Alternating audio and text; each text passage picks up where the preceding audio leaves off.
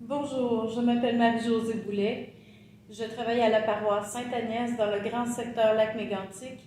Il me fait plaisir de vous accueillir aujourd'hui pour cette formation sur les rites et les symboles, les sacramentaux et les sacrements, ainsi que les dévotions populaires, dans le cadre d'un projet de formation aux adultes financé par le gouvernement du Canada, par le programme de relance ainsi que par Centre d'Estrie. Merci, bon visionnement. Alors, le titre de notre formation, que la parole de Dieu s'enracine dans ton cœur. Ce que nous allons voir, c'est comment nous pouvons utiliser des symboles à l'intérieur des célébrations de la parole, ou ce qu'on appelle communément ADAS, dans notre secteur. Alors, bonjour et bienvenue. Je suis contente de vous retrouver. Nous avons déjà eu une première formation sur comment célébrer, comment animer des célébrations de la parole. Notre plan de formation pour aujourd'hui, nous allons d'abord voir les symboles, la fonction des symboles, les rites et les positions de base, les sacrements, sacramentaux, symboles, dévotions. 5. Comment les utiliser à l'intérieur d'une célébration. 6. On va y aller avec un atelier pratique sur comment intégrer un geste ou un symbole à l'intérieur d'une célébration. Et 7, le partage, ça va se faire ultérieurement dans une autre rencontre. Voilà, c'est notre plan de formation pour aujourd'hui. Qu'est-ce qu'un symbole? Alors, si vous regardez à droite de la diapositive, vous voyez ce qu'on appelle le ictus. Le ictus, c'est un poisson. Pour les premiers chrétiens, il signifiait la vie du Christ en abondance, donc la résurrection. Il est relié au fait que Pierre, successeur de Jésus, était à l'origine un pêcheur avant d'être appelé par Jésus à devenir un pêcheur d'hommes. Alors, le ictus, comme je vous disais, est un symbole utilisé chez les premiers chrétiens qu'on voit d'ailleurs un petit peu de temps en temps, parfois sur des plaques minéralogiques devant les autos. Alors, définition, qu'est-ce que c'est qu'un symbole?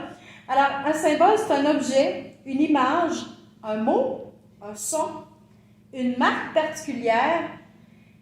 Ça peut même être une prière qui représente quelque chose par association, ressemblance ou convention. Le symbole désigne, il représente une réalité en portant un sens qui est commun à tous les deux. Nous avons un bel exemple de cela qui nous vient de la vie civile, le panneau d'arrêt. Quand on voit un panneau d'arrêt, on n'a même pas besoin de voir le mot, ou même si on est dans un autre pays qu'il est écrit en allemand, en italien, le panneau, l'octogone rouge, on sait que c'est un panneau d'arrêt-stop. Alors c'est clair pour nous, peu importe où on est, c'est un symbole quasi universel qu'il faut s'arrêter. Alors, c'est quoi la force du symbole? C'est que, oups, je dois m'arrêter parce que mon arrêt détermine si je suis en sécurité et si les autres sont en sécurité aussi. Il y a des exemples, des symboles qui peuvent avoir différents sens. Exemple, la colombe. Je vous demande de prendre quelques instants pour écrire à quoi vous associez cette colombe. Alors, je vous invite à mettre la vidéo sur pause, prendre votre petit feuillet et écrire à quoi vous pensez quand vous voyez la colombe. On se rejoint plus tard. Alors, nous poursuivons avec la diapositive suivante. On reprend toujours l'exemple de la colombe. La colombe qui a le sens de la paix. Ça, c'est un sens universel, ou en tout cas quasi universel. Ce qui est intéressant de noter, c'est que le symbole de la colombe comme signe de paix vient vraiment de la Bible, de l'Ancien Testament avec Noé. Il y a aussi le lien, dans certains récits du baptême de Jésus, entre la colombe et le baptême de Jésus comme étant la présence de Dieu sous la forme de l'Esprit Saint qui se manifeste à Jésus. Si on y va un petit peu plus en profondeur, l'exemple de la paix, partout dans le monde, ou en tout cas presque, La colombe est associée à la paix. Comme je disais tout à l'heure, c'est intéressant de constater cette association-là entre la paix et la colombe et que ça vient de la Bible. Donc, comme j'abordais tout à l'heure, au déluge, Noé lâcha une colombe qui revint avec une branche. L'eau a baissé, l'épreuve s'achève et Dieu fera alliance avec Noé et sa famille. La colombe, tout comme l'arc-en-ciel, sont le signe que Dieu n'enverra plus de déluge. C'est la promesse que Dieu a faite à Noé. Si on continue avec le baptême de Jésus, ici la colombe est le signe que l'Esprit Saint descend sur Jésus. Alors, rien d'étonnant à ce moment-là à ce que l'on voit des colombes partout sur les cartes de confirmation, sur les souvenirs, sur les certificats de confirmation. Le sacrement de la confirmation est associé à la confirmation du baptême choisi par les parents pour leurs enfants. Le symbole, sa force, c'est donc qu'il réfère à autre chose. Quel que soit le sens de la colombe, dans sa fonction symbolique, on verra les fonctions plus tard, elle n'est pas qu'un simple oiseau blanc. Elle représente plus que ça. Elle a un deuxième sens. La colombe réfère à autre chose. Je vous invite encore une fois à mettre la vidéo sur pause et à écrire les symboles qui vous viennent à l'esprit et dont nous nous servons à l'Église. À nouveau, nous reprenons sur les symboles et un autre exemple de symbole que nous allons prendre, c'est celui du credo ou encore ce que l'on appelle le symbole des apôtres. Même une prière peut être un symbole. C'est le cas du credo, que l'on appelle aussi le symbole des apôtres, puisque cette prière, c'est le résultat du résumé de la foi fidèle transmise par les apôtres. Tout à l'heure, je parlais de fonction, on y arrive. Alors, il y a 4 principales fonctions au symbole. Je ne vous demande pas de les apprendre, je vous demande simplement de les regarder et de constater que tous les symboles n'ont pas la même portée pour tout le monde et qu'on ne peut pas s'attendre au même résultat selon la fonction qu'ils utilisent. La première fonction est sémiotique, deuxième révélatrice, troisième universalisante et la quatrième, très intéressante, transformatrice. Allons-y avec la fonction sémiotique. Le symbole contient toujours 2 dimensions. Il y a ce qui est signifiant, donc ce qui est visible au départ, et si on reprend l'exemple de notre colombe, c'est la colombe en elle-même. Il y a le signifié, c'est-à-dire ce qui est invisible, fonction sémiotique universelle, la paix. Pourtant, quand je vois une colombe dans le ciel, je ne pense pas nécessairement à la paix. C'est un oiseau qui vole. Alors, il n'y a pas nécessairement un lien qui est évident entre l'objet de départ, l'image, la statue, le geste, le symbole, et le signifié. Il n'y a pas nécessairement un lien facile à faire, sauf que c'est un lien qu'on a appris. Donc, les panneaux routiers sont des exemples faciles de la fonction sémiotique. On va aller voir maintenant la fonction révélatrice. La fonction révélatrice veut apporter un deuxième sens. Si le sens apparaît assez facilement avec la colombe au baptême de Jésus, il est moins évident lorsqu'on l'utilise pendant la confirmation. De là à passer au stade de oui, on utilise la colombe parce qu'au baptême de Jésus, il y avait une colombe et là, la confirmation, c'est la confirmation du choix des parents de faire baptiser leur enfant, c'est moins évident. Le sens, on tourne, c'est un peu comme une spirale. Alors, la signification à ce moment-là, dans la fonction révélatrice, elle est plus complexe.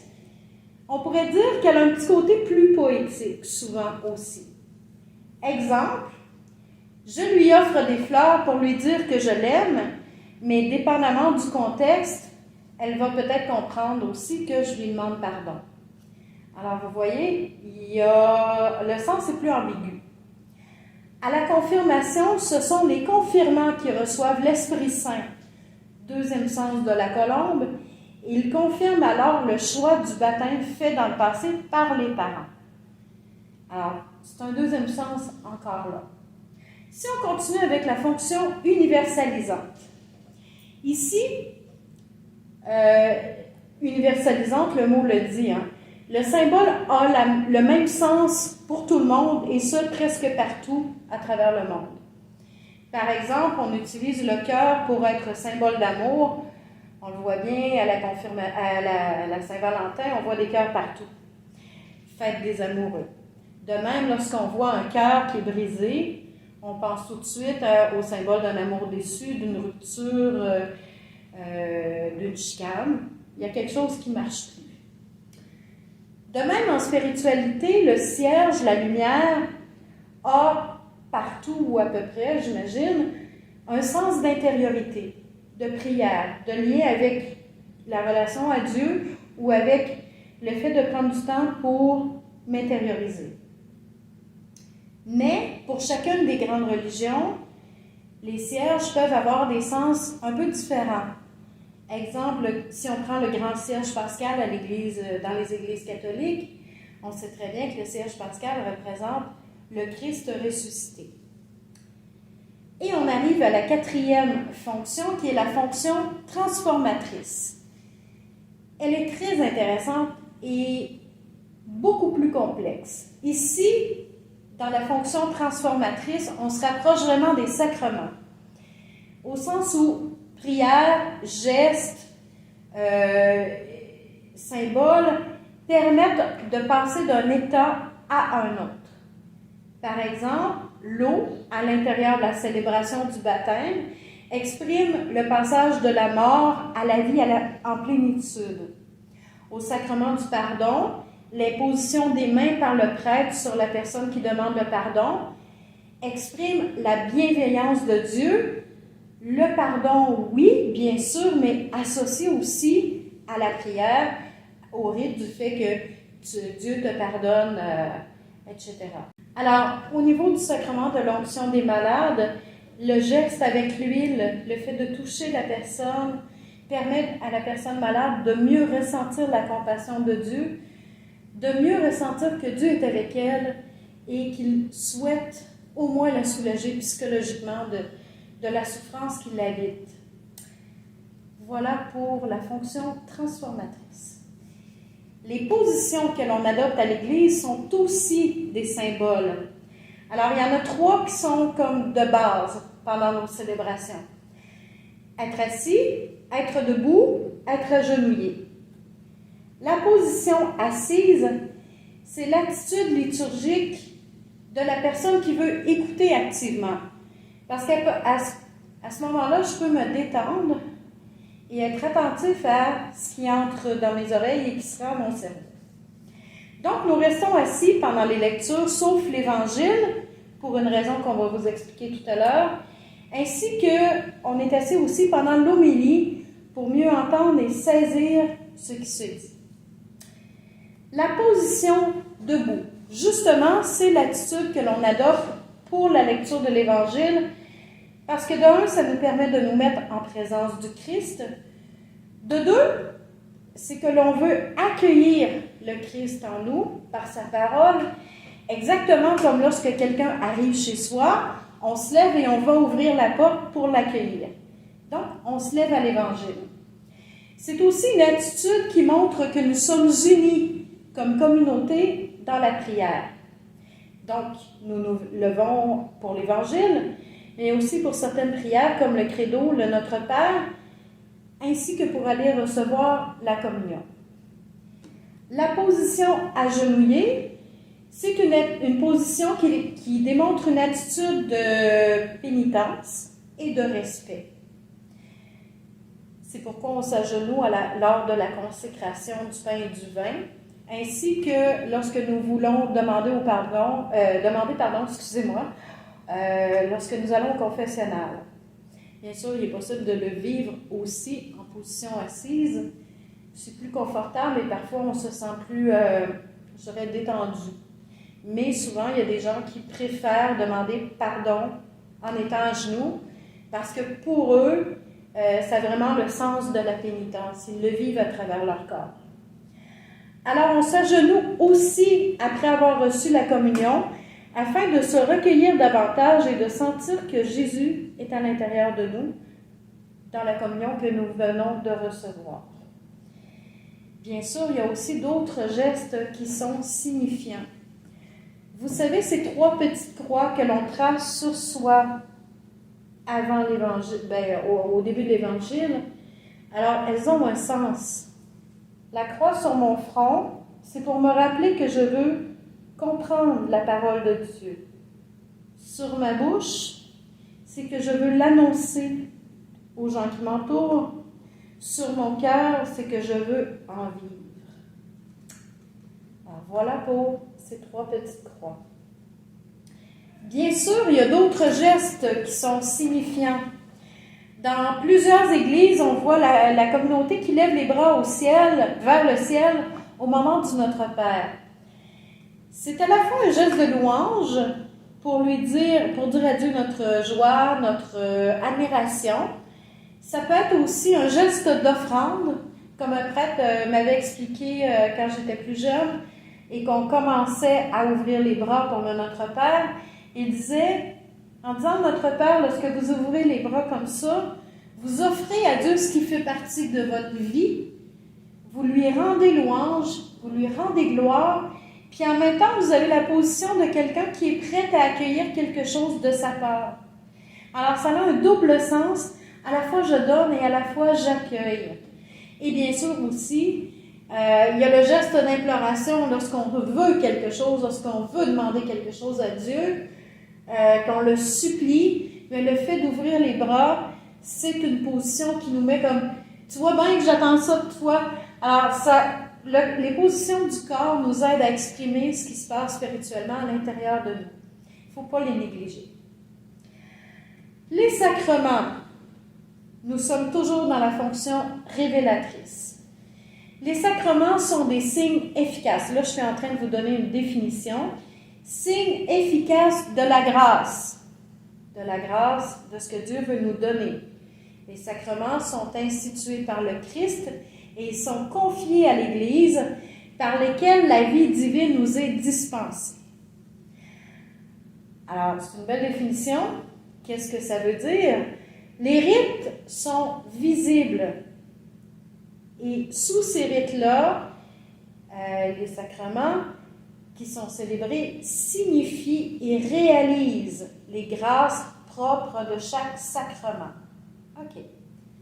Ce que ça veut dire, le baptême signifie que je passe d'un état d'être portant le péché originel à une personne sauvée par le Christ. Le sacrement me permet de réaliser cela et il le signifie en même temps. Et les sacrements portent du fruit en ceux qui les reçoivent lorsqu'ils ont les dispositions intérieures requises. C'est sûr que, par exemple, si je vais communier, puis que je regarde partout, puis j'ai aucune idée de ce que je suis en train de faire, je ne suis pas sûre que ça va vraiment changer quelque chose dans ma vie. Si je vais communier avec un cœur attentif, que je veux que Jésus vienne changer quelque chose dans ma vie, là, il y a des chances qu'il se passe quelque chose. Autrement dit, par le sacrement, le Christ vient nous transformer de l'intérieur. Les sacrements, je le répète, sont des signes efficaces qui viennent changer notre vie si on a l'attitude intérieure nécessaire. Attention par contre, ce n'est pas toujours perceptible par nos sens. Autrement dit, ce n'est pas parce que je ressens rien que le Christ n'agit pas en moi.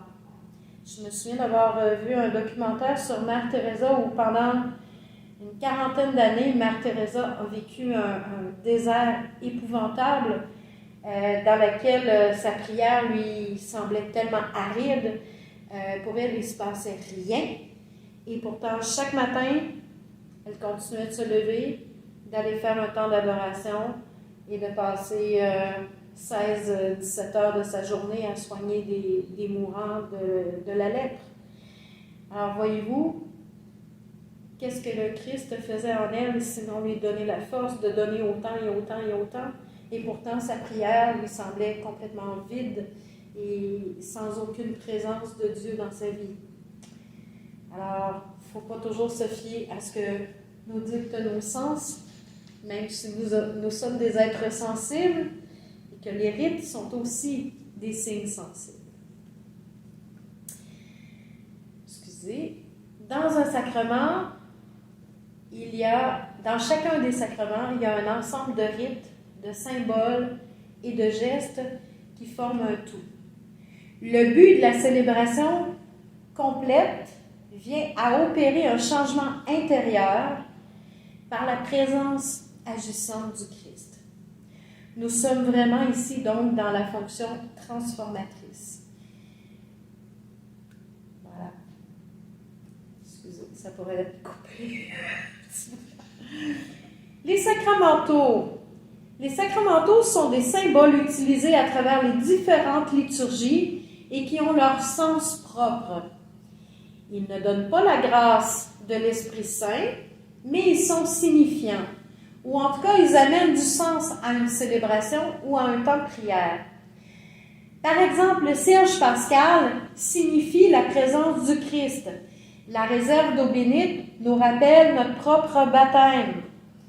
Ce sont des signes sensibles, mais ce ne sont pas non plus des sacrements, mais pourtant, à l'intérieur du baptême, du mariage, à l'intérieur de plusieurs célébrations eucharistiques, on allume le cierge pascal. Ils sont donc des signes utiles à l'intérieur des sacrements. Ce sont des sacramentaux. Nous avons différents sacramentaux dans nos églises. Il y a l'autel, où la messe est célébrée, les fonts baptismaux, qui servent à baptiser les enfants, les vases sacrés, tout ce dont le prêtre a besoin, calice, ciboire, les burettes, toutes ces choses qui servent à la messe. L'eau bénite, évidemment, qu'on sert autant au baptême que lorsque j'entre dans l'église et qui me permet de passer du lieu ordinaire, profane, à « OK, là je rentre dans la maison de Dieu et je veux me recueillir pour me mettre en sa présence ». Il y a différentes croix à l'intérieur de l'Église, certaines avec le corps de Jésus, d'autres non.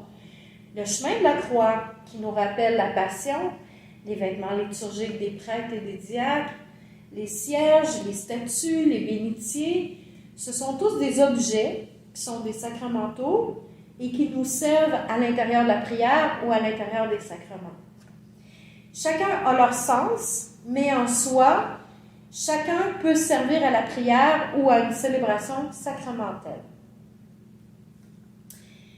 Les sacramentaux dépendent de la foi et de la dévotion de ceux qui les utilisent, alors que les sacrements, en quelque sorte, sont les bras du Sauveur lui-même, par lesquels lui-même, Jésus-Christ, étend son action à travers les lieux et les temps pour donner la vie, pour bénir, pour renouveler, pour guérir et pour multiplier le pain de la vie. Alors que les sacramentaux, aller chercher de l'eau bénite, ça dépend de ma foi. Exemple. Autrement dit, lorsque vous utilisez un sacramental ou des sacramentaux en dehors d'un sacrement, c'est votre foi qui en donne le sens, qui en donne la richesse pour votre vie spirituelle. Si je prends mon crucifix, ma petite croix le matin, que je l'embrasse avant de la mettre autour de mon cou, bien, ça a de la valeur pour moi. C'est ma foi qui me le demande. Ça me permet de me relier à Jésus au début de ma journée. Ça vient la soutenir. C'est une dévotion populaire qui m'appartient. En fait, c'est une dévotion personnelle qui peut devenir une dévotion populaire. Et qu'est-ce qu'une dévotion populaire? Bien, de toutes les époques, des gens ont trouvé des façons propres pour exprimer leur foi. Nos aïeux, par exemple, et il y a encore des gens qui le font, allaient cueillir l'eau de Pâques à une source avant le lever du soleil le matin de Pâques. De nombreuses personnes continuent de se réunir ensemble pour réciter le chapelet. La fête de Sainte-Anne est une fête qui rassemble de nombreuses personnes, non seulement à Saint-Anne-de-Beaupré, mais un peu partout, et y compris les Autochtones. Donc, c'est une fête qui est très répandue au Québec, qui fait partie des dévotions populaires. On arrive maintenant à la fin. J'ai envie de vous donner un petit exercice à faire. Si vous aviez à utiliser un symbole ou un sacramental, alors à l'intérieur d'une ADAS, célébration de la parole, si vous aviez un geste, un symbole, un sacramental à utiliser pour votre célébration, que feriez-vous? Je vous invite à penser à une occasion spéciale et à mettre en œuvre votre imagination. Les questions à se poser, quand, c'est-à-dire pour quelle occasion, quoi, quel geste, quel symbole, comment, okay, en quoi il va être utile, ou est-ce que vous allez le distribuer avant la messe, à l'entrée des gens, pendant la célébration, est-ce qu'il va être exposé quelque part parce que c'est un objet unique, et pourquoi? Et dans une rencontre ultérieure, je vous invite à revenir avec ce que vous aurez choisi comme symbole ou comme sacramental et à nous expliquer justement vos réponses aux questions qui sont sur la dernière ligne là, de la diapositive. Je vous remercie beaucoup. J'espère que vous avez trouvé ça intéressant. Si vous avez des questions, des commentaires, des suggestions, si vous souhaitez une suite, n'hésitez pas à me contacter. Marie-Josée Boulet, sans accent, sans point, sans trait d'union, MARIEJOSEEBOULET, à commercial, yahoo.ca. À bientôt. Merci beaucoup. Au revoir à chacun.